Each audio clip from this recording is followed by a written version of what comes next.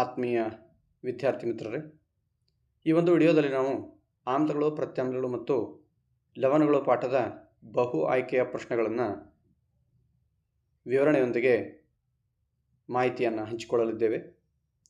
So ಇಲ್ಲಿ ಮೊದಲನೇ ಪ್ರಶ್ನೆ, ಒಂದು ದ್ರಾವಣ ಕೆಂಪು ಲಿಟ್ಮಸ್ ಅನ್ನು ನೀಲಿ ಬಣ್ಣಕ್ಕೆ ಬದಲಾಯಿಸಿದರೆ ಅದರ pH ಮೌಲ್ಯವು.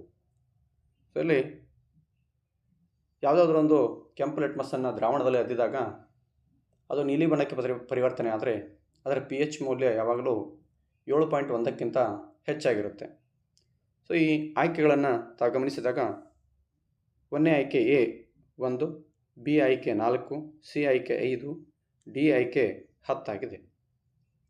ಮೊದಲ 3 ಆಯ್ಕೆಗಳಾಗಿರ್ತಕ್ಕಂತಹ 1, 4 ಮತ್ತು 5 ಇವು 7ಕ್ಕಿಂತ ಕಡಿಮೆ pH ಅನ್ನು ಹೊಂದಿರುವುದರಿಂದ ಇವೆಲ್ಲವುಗಳು ಆಮ್ಲಗಳಾಗಿವೆ. ಆಮ್ಲಗಳು ಯಾವಾಗಲೂ ಕೆಂಪು ಲಿಟ್ಮಸ್ಸನ್ನು ಕೆಂಪು ಬಣ್ಣವನ್ನೇ ಇರುವಂತೆ ಮಾಡುತ್ತವೆ.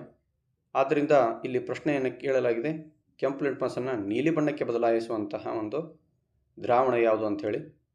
ಇಲ್ಲಿ 10 pH ಮೌಲ್ಯವನ್ನು ಹೊಂದಿರತಕ್ಕಂತಹ ದ್ರಾವಣವು ಕೆಂಪು ಲಿಟ್ಮಸ್ಸನ್ನು ನೀಲಿ ಬಣ್ಣಕ್ಕೆ ಪರಿವರ್ತನೆ ಮಾಡತಕ್ಕಂಥ ಒಂದು ಸಾಮರ್ಥ್ಯವನ್ನು ಹೊಂದಿದೆ.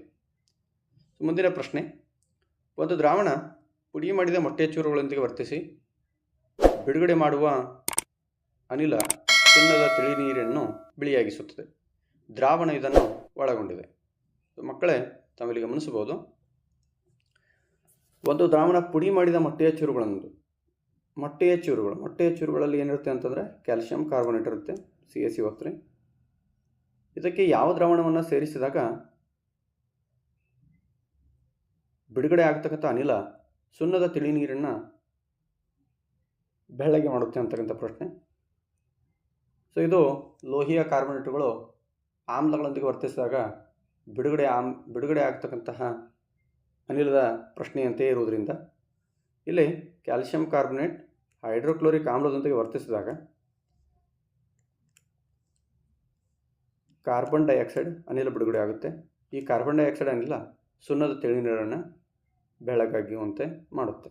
ಹಾಗಾದರೆ ಸರಿಯಾದ ಆಯ್ಕೆ HCl. ಮುಂದಿನ ಪ್ರಶ್ನೆ, ಈ ಕೆಳಗಿನವುಗಳಲ್ಲಿ ಯಾವ ಪ್ರಕಾರದ ಔಷಧಗಳನ್ನು ಅಜೀರ್ಣತೆಯ ಚಿಕಿತ್ಸೆಗೆ ಬಳಸಲಾಗುತ್ತದೆ? ಸೊ ಆಯ್ಕೆಗಳು ಜೀವ ನಿರೋಧಕ, ನೋವು ನಿವಾರಕ, ಆಮ್ಲಶಾಮಕ, ನಂಜು ನಿವಾರಕ. ಸೊ ಸರಿಯಾದ ಆಯ್ಕೆ ಆಮ್ಲಶಾಮಕ. ಮುಂದಿನ ಪ್ರಶ್ನೆ, ಇವುಗಳಲ್ಲಿ ಯಾವುದು ಸ್ಫಟಕೀಕರಣ ನೀರು ಲವಣವಲ್ಲ? ಸ್ಫಟಕೀಕರಣ ನೀರು ಅಂತಂದರೆ ಯಾವ ಒಂದು ಸಂಯುಕ್ತದಲ್ಲಿ ನೀರಿನ ಅಂಶ ಇರುತ್ತೆ ಅಂತ. ಸೊ ಇಲ್ಲಿ ಆಯ್ಕೆಗಳು ಸೋಡಿಯಂ ಕಾರ್ಬೋನೇಟ್, ತಾಮ್ರದ sulphate, gypsum, sodium hydrogen carbonate. ಇವುಗಳಲ್ಲಿ ಸೋಡಿಯಂ ಹೈಡ್ರೋಜನ್ ಕಾರ್ಬೋನೇಟ್ ಅಂತಕ್ಕಂತಹ ಸಂಯುಕ್ತ ಸ್ಫಟಿಕೀಕರಣ ನೀರನ್ನು ಒಳಗೊಂಡಿಲ್ಲ. ಮುಂದಿನ ಪ್ರಶ್ನೆ, PQRS ಎಂಬ 4 ದ್ರಾವಣಗಳ pH ಮೌಲ್ಯಗಳು ಕ್ರಮವಾಗಿ 7.8, 10, 13 ಮತ್ತು 1.4. ಈ ದ್ರಾವಣಗಳಲ್ಲಿ ಅತ್ಯಂತ ಹೆಚ್ಚು ಹೈಡ್ರೋಜನ್ ಅಯಾನ್ ಸಾರತೆಯನ್ನು ಹೊಂದಿರುವಂತಹ ದ್ರಾವಣ. ಅಂದರೆ ಈ 4ರಲ್ಲಿ ಯಾವ ದ್ರಾವಣದಲ್ಲಿ ಅತಿ ಹೆಚ್ಚು H+ ಅಯಾನ್ಗಳಿವೆ ಅಂತಕ್ಕಂಥ ಪ್ರಶ್ನೆ. ಯಾವ ದ್ರಾವಣಗಳು 7ಕ್ಕಿಂತ pH ಮೌಲ್ಯ 7ಕ್ಕಿಂತ ಕಡಿಮೆ ಇದೆ ಅವುಗಳಲ್ಲಿ H+ ಅಯಾನ್ಗಳ ಸಾರತೆ ಹೆಚ್ಚಾಗಿರುತ್ತೆ. ಅದು ಅಂಕಿಯ ಇಳಿಕೆ ಕ್ರಮದಲ್ಲಿ ಹೋದಾಗ, ಅಂದರೆ 6.9ಕ್ಕಿಂತ ಕಡಿಮೆ ಆದಂತೆ, ಅಂಕಿಗಳು ಕಡಿಮೆ ಆದಂತೆ 6.9, 6.8, 6, 5, 4, 3, 2, 1, 0. ಸೊ ಈ ರೀತಿ ಹಿಂಬದಿಯಲ್ಲಿ ಹೋದಾಗ H+ ಅಯಾನ್ಗಳ ಸಾರತೆ ಹೆಚ್ಚಾಗುತ್ತೆ. ಸೊ ಆದ್ದರಿಂದ ಈ 4 ದ್ರಾವಣಗಳಲ್ಲಿ ಸರಿಯಾದ H+ ಅಯಾನ್ಗಳು, ಅತಿ ಹೆಚ್ಚು H+ ಅಯಾನ್ಗಳನ್ನು ಹೊಂದಿರತಕ್ಕಂತಹ ದ್ರಾವಣ 1.4 pH ಮೌಲ್ಯವನ್ನು ಹೊಂದಿರತಕ್ಕಂಥದ್ದು. ಅದೇ ಯಾವುದತ್ತು ಅಂದ್ರೆ ಎಸ್ ಅಂತಕ್ಕಂತಹ ಆಯ್ಕೆ. ಮುಂದಿನ ಪ್ರಶ್ನೆ, ಒಂದು ಫಲವತ್ತಾದ ತೋಟದಲ್ಲಿ ಕೆಲವು ಮಾದರಿಯ ಹೂವಿನ ಸಸ್ಯಗಳು ಬೆಳೆಯುತ್ತಿರಲಿಲ್ಲ. ಆ ತೋಟದ ಮಣ್ಣನ್ನು ಪರೀಕ್ಷಿಸಿದಾಗ ಅದರ pH ಮೌಲ್ಯ 5 ಎಂದು ಕಂಡಿತು. ಈ ಮಣ್ಣನ್ನು ಸಂಸ್ಕರಿಸಲು ಉಪಯೋಗಿಸಬಹುದಾದ ರಾಸಾಯನಿಕವೆಂದರೆ?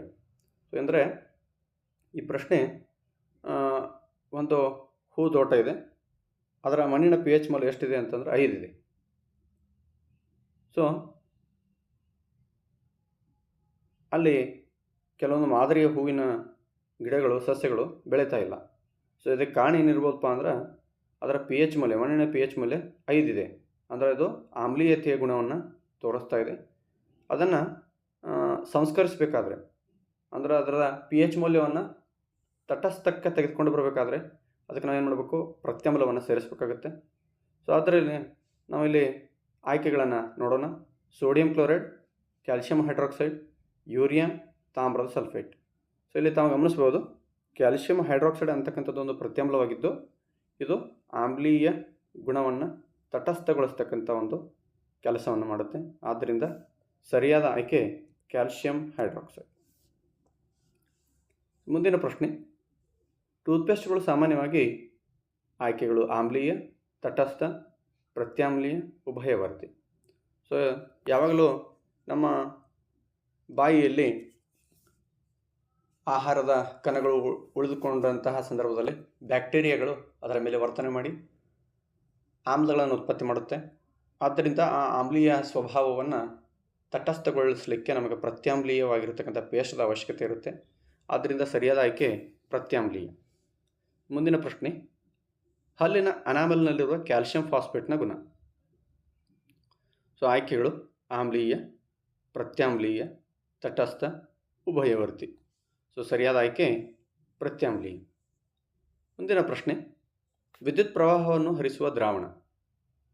ಆಯ್ಕೆಗಳು ಈಥೈಲ್ ಆಲ್ಕೋಹಾಲ್, ಅಸಿಟಿಕ್ ಆಮ್ಲ, ಆಮ್ಲ, ಈಥರ್. ಸೊ ಇಲ್ಲಿ ಈಥೈಲ್ ಆಲ್ಕೋಹಾಲ್ ಮತ್ತು ಈಥರ್ ಇವೆರಡು ಸಾವಯವ ಸಂಯುಕ್ತಗಳಾಗಿದ್ದು ಇವುಗಳು H+ ಅಯಾನ್ಗಳನ್ನು ಉತ್ಪತ್ತಿ ಮಾಡೋದಿಲ್ಲ. ಆದ್ದರಿಂದ ವಿದ್ಯುತ್ ಪ್ರವಾಹವನ್ನು ಹರಿಸ್ತಕ್ಕಂತಹ ಕೆಲಸವನ್ನು ಇವು ಮಾಡಲ್ಲ. ಇನ್ನು ಉಳಿದಂತೆ ಅಸಿಟಿಕ್ ಆಮ್ಲ ಮತ್ತು ಆಮ್ಲ ಇವೆರಡರಲ್ಲಿ ಅಸಿಟಿಕ್ ಆಮ್ಲವೂ ಸಹ ವಿದ್ಯುತ್ತನ್ನು ಹರಿಸುತ್ತೆ. ಆದರೆ ಕಡಿಮೆ ಪ್ರಮಾಣದ H+ ಅಯಾನ್ಗಳು ಉತ್ಪತ್ತಿ ಆಗೋದ್ರಿಂದ ಇವುಗಳಲ್ಲಿ ವಿದ್ಯುತ್ ಹರಿಯುವಿಕೆ ಕಡಿಮೆ ಆಗಿರುತ್ತೆ. ಇನ್ನು ಆಮ್ಲ ಅಂತಕ್ಕಂತಹ ಆಯ್ಕೆ ಇದೆ. ಆಮ್ಲ ಅವುಗಳಲ್ಲಿ ಪ್ರಬಲ ಆಮ್ಲ ಏನಾಗುತ್ತೆ, ಹೆಚ್ಚಿನ H+ ಅಯಾನ್ಗಳನ್ನು ಹೊಂದಿರೋದ್ರಿಂದ ವಿದ್ಯುತ್ ಹರಿಯುವಿಕೆಗೆ ಹೆಚ್ಚಿನ ಅವಕಾಶವನ್ನು ಮಾಡಿಕೊಡುತ್ತೆ. ಮುಂದಿನ ಪ್ರಶ್ನೆ ಮತ್ತು ಕೊನೆಯ ಪ್ರಶ್ನೆ, ಬೇಕಿಂಗ್ ಪೌಡರ್ನ ಪ್ರಮುಖ ಘಟಕ. ಆಯ್ಕೆಗಳು sodium carbonate, sodium hydrogen carbonate, sodium chloride, sodium hydroxide. So ಸರಿಯಾದ ಆಯ್ಕೆ ಸೋಡಿಯಂ ಹೈಡ್ರೋಜನ್ ಕಾರ್ಬೋನೇಟ್. ಸೊ ಇದೇ ರೀತಿಯ ವಿಡಿಯೋಗಳಿಗಾಗಿ ನಮ್ಮ ಚಾನಲನ್ನು ಲೈಕ್ ಮಾಡಿ, ಶೇರ್ ಮಾಡಿ ಮತ್ತು ಸಬ್ಸ್ಕ್ರೈಬ್ ಮಾಡಿ. Thank you.